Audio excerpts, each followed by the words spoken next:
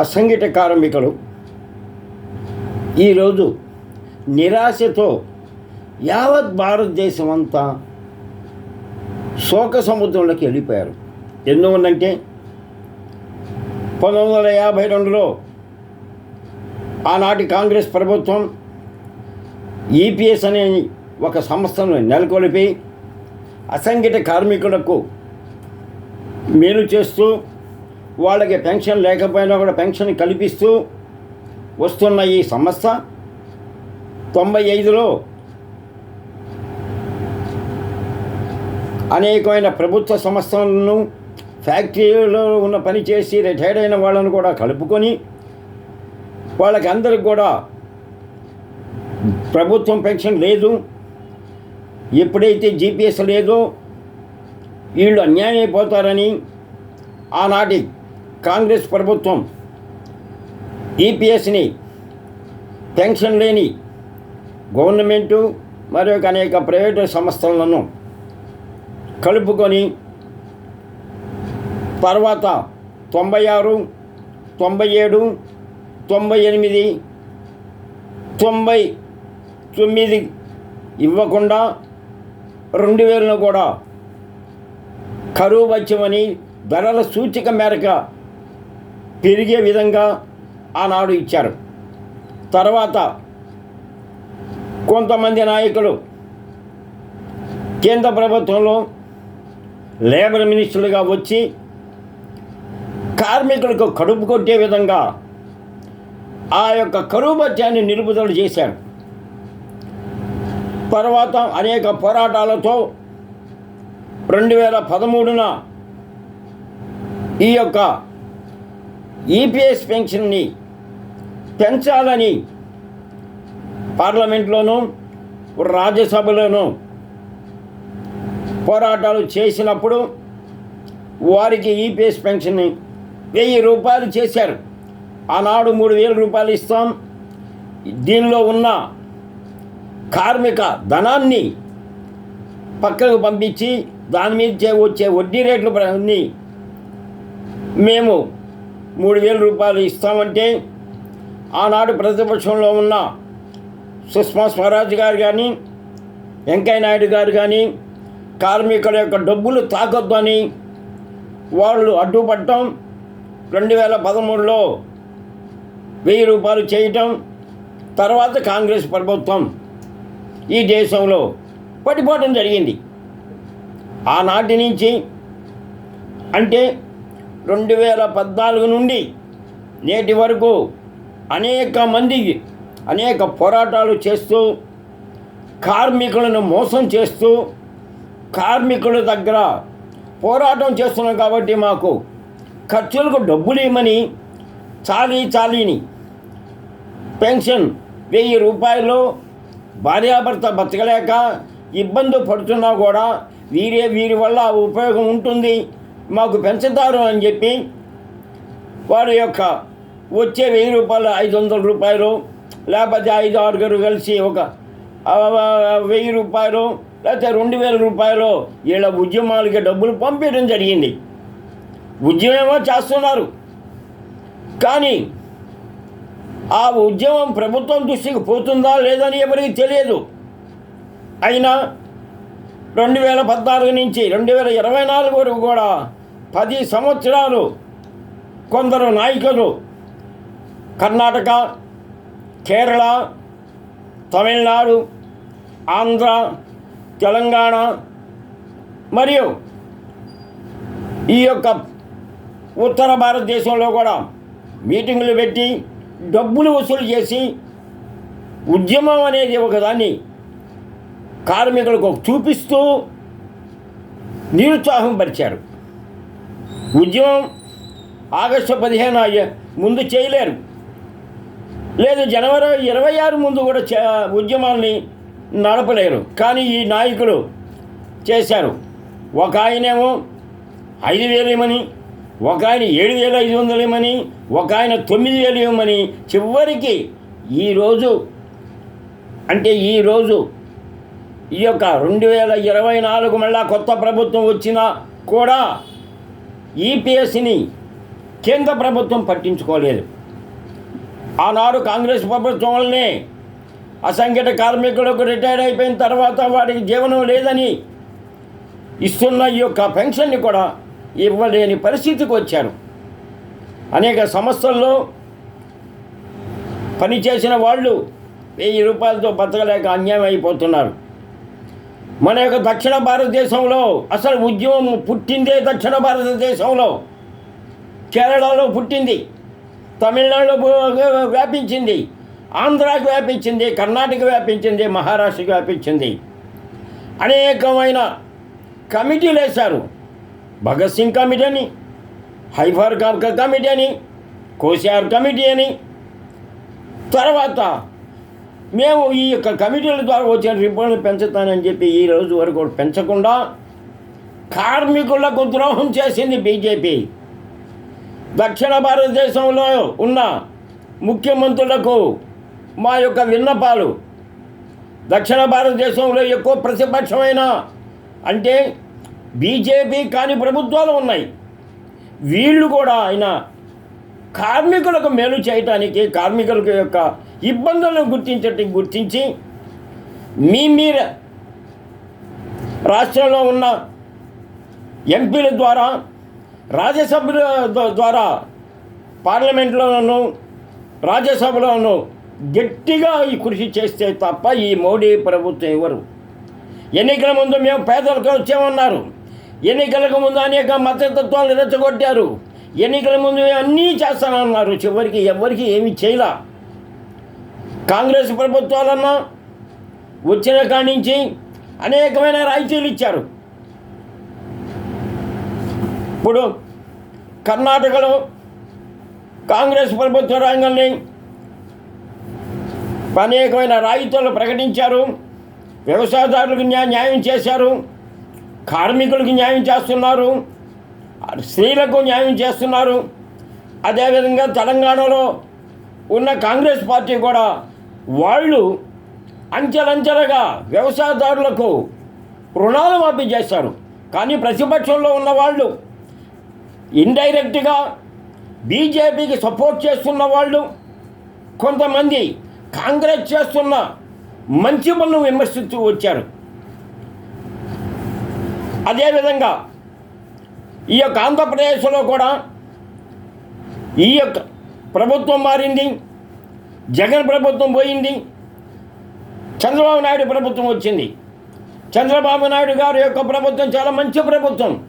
ఎందువల్లంటే మేము గతంలో ఆర్టీసీల సంస్థలో పనిచేసినప్పుడు మేము అర్ధ ఛార్జీ 2010 నుంచి 2014 వరకు అర్ధ ఛార్జీతో మేము ప్రయాణం చేసేవాళ్ళమి. అటువంటి ఈ ఆర్టీసీ కార్మికులకు చంద్రబాబు నాయుడు గారు పల్లె వెలుగు నుంచి ఆల్ట్రా వరకు మాకు ఉచిత ప్రయాణ సౌకర్యం కల్పించారు. అదేవిధంగా ఆయన మళ్ళా ప్రభుత్వం పోవటం, జగన్ గారు రావటం, జగన్ గారు వచ్చినా కూడా కార్మికుల గురించి పట్టించుకోవాలా. రేపు ఆయన గెలుపు కోసమని అనేకమైన పథకాలు పెట్టి కార్మికుల్ని మోసం చేస్తూ, కార్మికులను ద్రోహం చేస్తూ, ఉద్యోగులను ద్రోహం చేస్తూ కేవలం పథకాలని పథకాలు ఉంటే ప్రభుత్వం వస్తుందని ఒక గుడ్డి నమ్మకంతో అతను కూడా కార్మికులు అతను విస్మరించాడు. కాబట్టి ఇప్పటికైనా మన దక్షిణ భారతదేశంలో ఉన్న ప్రభుత్వం ఉన్న ముఖ్యమంత్రులు ఈ అసంఘటిత కార్మికులకు మేలు చేయండి.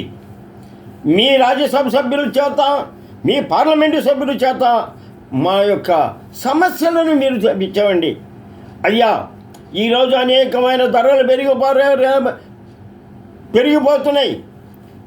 తినడానికి 1000 రూపాయలు చాలా అనేక బాధలు పడుతూ చివరికి బస్టాండ్లోనూ, రైల్వే స్టేషన్లోనూ బిచ్చమెత్తుకునే పరిస్థితి ఈ యొక్క కార్మికులకు వచ్చింది.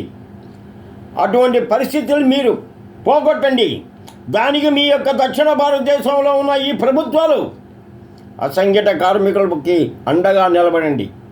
ఒకవేళ మీకు ఏదైనా సమస్య ఉంటే మీ యొక్క ప్రభుత్వాల నుంచి రాజ్యసభ సభ్యుల్ని అంటే పెద్దల యొక్క సభకి ఎన్నుకుంటారు. కాబట్టి మీ రాష్ట్రాల్లో ఉన్న నీతి నిజాయితీ గల ఒక కార్మిక నాయకుడిని ఒక రాజ్యసభ సభ్యుడిగా ఎన్నుకొని ఆ యొక్క ఢిల్లీకి పంపిస్తే కార్మికులకు అన్యాయం చేయాలా, పేద ప్రజలకు అన్యాయం చేయాలా, మతతత్వాన్ని రెచ్చగొట్టాలా, ఆదాని అందానికి సహకరించాలా అనుకునే ఈ యొక్క బీజేపీ ప్రభుత్వానికి ఎదురుదాడి చేయాలంటే మీరు చెయ్యండి, లేకపోతే మా కార్మికుల్లో ఒకరికి మీకు రాజ్యసభకు పంపించండి. మేము పార్లమెంట్ ఎన్నికలలో కోట్లు ఖర్చు పెట్టుకునే స్థాగతం మాకు లేదు. ఎందుకనంటే మేము 1000 రూపాయలతో బతకలేకుండా ఉండమే. మేము పార్లమెంట్ ఎన్నికల్లో మేము పోటీ చేయలేము. కాబట్టి సులువైన మార్గం మీ సభ్యులు చేత ఎన్నుకునే ఈ యొక్క రాజ్యసభకు మాకు ఒక ఛాన్స్ ఇవ్వండి, మమ్మల్ని రాజ్యసభ పంపండి. మా యొక్క కార్మికుల సమస్యల కోసం మీద మేము పోరాటం చేస్తాం. మా పోరాటంతో మేము ఆ యొక్క సమస్యని పరిష్కరించి చేసుకొని అసంఘటిత కార్మికులు దాదాపు 7 కోట్ల మంది ఉన్నారు. మూసేసిన ఫ్యాక్టరీలో వాళ్ళకి కూడా పెన్షన్ వస్తుంది, రిటైర్ అయిన వాళ్ళకి వస్తుంది, బీడీ కార్మికులకు వస్తుంది, చుట్ట కార్మికులు వస్తుంది, మరియు భవన నిర్మాణ కార్మికులకు కూడా పెన్షన్ ఇస్తూ ఉంటున్నారు. కాబట్టి మీరన్నా అడగండి, మీ సభ్యుల చేతను అడిగించండి, లేదా మాకు ఒక అవకాశం ఇవ్వండి, మేము మాట్లాడుకుంటాం. చూడండి, కర్ణాటకలో ప్రభుత్వాన్ని కూలదోయటానికి అక్కడ ఉన్న ముఖ్యమంత్రి యొక్క భార్య ఏదో మైసూరులో స్థలం ఇచ్చిందని చెప్పి ప్రభుత్వాన్ని దించటానికి సిద్ధరామయ్య గారికి ప్రయత్నం చేస్తున్నారు. తెలంగాణలో ఉన్న కాంగ్రెస్ పార్టీ అనేకమైన సమస్యలను పరిష్కరిస్తూ ప్రజల కోసం పాటుపడుతుంటే ఈ కేంద్ర ప్రభుత్వం ఏ విధంగా దాన్ని కూలదోయాలని ఎన్నెన్నో తప్పులు చేసిన వాళ్ళకి బెయిల్ ఇస్తున్నా ఇండైరెక్ట్గా మద్దతులు కూడగట్టుకుంటూ ఈ విధంగా చేసుకుంటూ పోతుంది. మన తమిళనాడులో కూడా అనేక రకమైన సమస్యల మీద ప్రభుత్వం కూలదోయాలని చూస్తుంది.